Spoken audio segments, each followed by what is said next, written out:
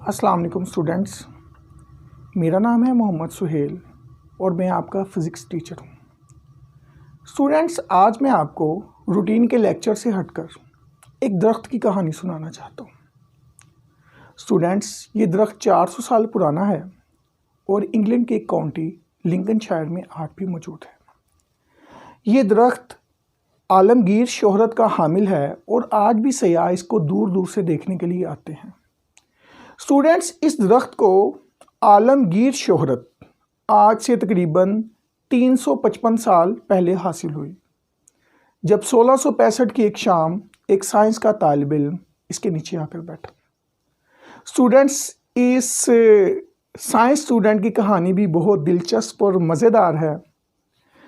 ये Cambridge university के Trinity college में ज़ेरे तालीम था और साइंस की डिग्री हासिल कर रहा था कि लंदन टाउन की वबा की जद में आ गया और ट्रिनिटी कॉलेज को 1665 से लेकर 1666 तक बतौर एहतियाती तदबीर आर्जी तौर पर बंद कर दिया गया। चुनांचे ये स्टूडेंट अपनी आबाई काउंटी लिंकनशायर में वापस आ गया। स्टूडेंट्स, एक शाम, ये वही 1665 की शाम है जब इस साइंस स्टूडेंट के घर के बाहर मौजूद उस दरख्त को आलमगीर शोहरत हासिल हुई। ये अपने घर से निकला और उस दरख्त के नीचे जाकर बैठ गया। स्टूडेंट्स, उस साइंस स्टूडेंट के जहन में उस वक्त सूरज और इसके इर्द गिर्द घूमने वाले प्लैनेट्स की गुत्थी घूम रही थी। वो ये मुअम्मा हल करने में मसरूफ़ था कि आखिर किस फोर्स, किस कुव्वत या फिर किस मैकेनिज़्म के तहत ये सारे के सारे प्लैनेट्स सूरज के इर्द गिर्द घूमते हैं कि इतने में अचानक एक सेब दरख्त से टूटा और नीचे आके गिर गया। स्टूडेंट्स, ये उस वक्त के लोगों के लिए एक नॉर्मल और रूटीन की बात थी और उसकी जगह आप और मैं होते तो शायद हम इसको एक रूटीन की बात लेते, लेकिन वो एक ख़ास पर्सपेक्टिव, एक ख़ास माइंडसेट का आदमी था। उसने इस रूटीन के वाक़ये को, इस रूटीन की बात को नॉर्मल नहीं लिया। उसने इस वाक़ये को बार बार रिपीट किया। उसने इस सेब को बार बार फ़िज़ा में ले जाके छोड़ा और वो सेब बार बार नीचे ज़मीन की तरफ आकर गिरा। स्टूडेंट्स, उसने इस तजर्बे को मुख्तलिफ़ अशिया के साथ बार बार किया, लेकिन नतीजा वही निकलता कि वो चीज़ ज़मीन पर आकर गिर जाती। तो उस बंदे ने अपने तजुर्बात और उन तजुर्बात की ऑब्ज़र्वेशंस की बिना पर एक लॉ पेश किया। उसने कहा कि ये ज़मीन एक ऐसी फोर्स रखती है जो हर चीज़ को अपनी तरफ खींच रही है। स्टूडेंट्स, आप बिल्कुल सही जगह पर पहुँचे हैं। इस फोर्स को बाद में ग्रेविटी का नाम दिया गया। उस स्टूडेंट का नाम आइजैक न्यूटन था और उस दरख्त का नाम ट्री ऑफ ग्रेविटी है। स्टूडेंट्स, आइजैक न्यूटन ने अपने एक्सपेरिमेंट्स, अपने तजुर्बात, अपने नज़रियात और अपनी फ़िलासफ़ी से साइंस की दुनिया पर बहुत गहरे नकूश छोड़े और आइजैक न्यूटन को बाद में एक फ़िज़िस्ट, फ़िलासफ़र, एक एस्ट्रोनॉमर और एक मैथमेटिशियन के तौर पर दुनिया ने जाना।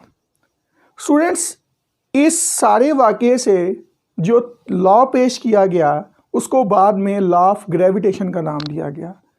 और स्टूडेंट्स, यही हमारा आज का टॉपिक होगा, लॉ ऑफ ग्रेविटेशन। तो लॉ ऑफ ग्रेविटेशन को पढ़ने से पहले हमारा सबसे पहले इस वास्ता जो है इसकी डेफिनेशन से पड़ेगा, जिसके मुताबिक everybody in the universe attracts every other body with the force which is directly proportional to the product of their masses and inversely proportional to the square of distance between their centers। जिसका मतलब ये हुआ कि कायनात में मौजूद हर चीज़ हर दूसरी चीज़ को अपनी तरफ एक कुव्वत से, एक फोर्स से खींच रही है। उस फोर्स की मैग्नीट्यूड उन दोनों मासेस की प्रोडक्ट के हासिले ज़रब के साथ डायरेक्टली प्रोपोर्शनल है, जबकि वो फोर्स उन दोनों मासेस के दरमियान, सेंटर्स के दरमियान फासले के स्क्वायर के इन्वर्सली प्रोपोर्शनल है। इस लॉ को हम एक एग्जाम्पल की मदद से अंडरस्टैंड करने की कोशिश करते हैं, उसके बाद हम इसकी मैथमेटिकल इक्वेशन भी ड्राइव करेंगे। यहाँ पर आप देख सकते हैं कि हमारे पास दो मैसेज हैं। हम एक को M1 और दूसरे को M2 का नाम दे देते हैं, और ये इनके सेंटर्स हैं, और इनके दरमियान जो फासला है हम उसको डिस्टेंस यानी कि D का नाम दे देते हैं। अब लॉ ऑफ ग्रेविटेशन के मुताबिक ये दोनों मासेस एक दूसरे को एक ख़ास फोर्स से अपनी तरफ खींच रहे हैं। वो फोर्स इन दोनों मासेस की प्रोडक्ट के साथ डायरेक्टली प्रोपोर्शनल है, और इन दोनों के सेंटर्स का जो डिस्टेंस है उसके स्क्वायर के साथ इन्वर्सली प्रोपोर्शनल है। आप इसकी मैथमेटिकल नोटेशन देख सकते हैं, F directly proportional M1 and M2 वेदर F inversely proportional to D square. अब अगर हम दोनों लाइंस को मिला दें तो हमें कुछ यूँ मिलेगी सूरत हाल, F sign of proportionality M1 M2 over D square. अब यहाँ पर इसको इक्वेशन बनाने के लिए हमें साइन ऑफ प्रोपोर्शनैलिटी को हटाना पड़ेगा, और हम जानते हैं जब भी हम किसी भी मैथमेटिकल इक्वेशन के लिए साइन ऑफ प्रोपोर्शनैलिटी को हटाते हैं तो उसकी जगह कांस्टेंट ऑफ प्रोपोर्शनैलिटी लाजमन आता है। अब यहाँ पर हम जब इस रिलेशन के दरमियान से साइन ऑफ प्रोपोर्शनैलिटी को हटाएंगे तो इक्वलिटी साइन लगाएंगे, और साथ में कांस्टेंट ऑफ प्रोपोर्शनैलिटी भी आ जाएगा। अब ये इक्वेशन कुछ यूँ बन जाएगी, F is equal to G into M1 M2 over D square.